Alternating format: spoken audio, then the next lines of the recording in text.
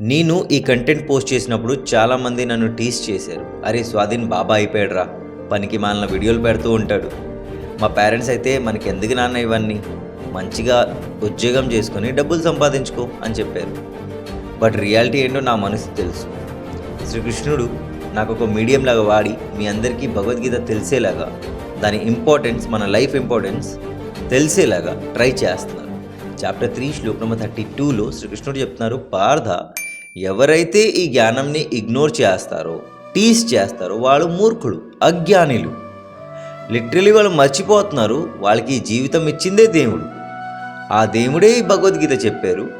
ఈ భగవద్గీత నేర్చుకోకపోవడం వాళ్ళ మూర్ఖత్వం, పాపం కాదు, మూర్ఖత్వం. సింపుల్గా చెప్తాను, మనం ఎవరమో మనకి తెలియదు, భగవంతుడు ఎవరో మనకి తెలియదు, మన చావు ఎప్పుడు, మన కర్మం ఏంటి మనకు తెలియదు, ఇవన్నీ సైకిల్స్ ఏంటి మనకు తెలియదు. బట్ దీని గురించి డీటెయిల్డ్గా భగవద్గీతలో శ్రీకృష్ణుడు చెప్పారు. సో ఇది తెలుసుకోవడం మన పని, అది మీకు సింపుల్గా చెప్పడం నా పని.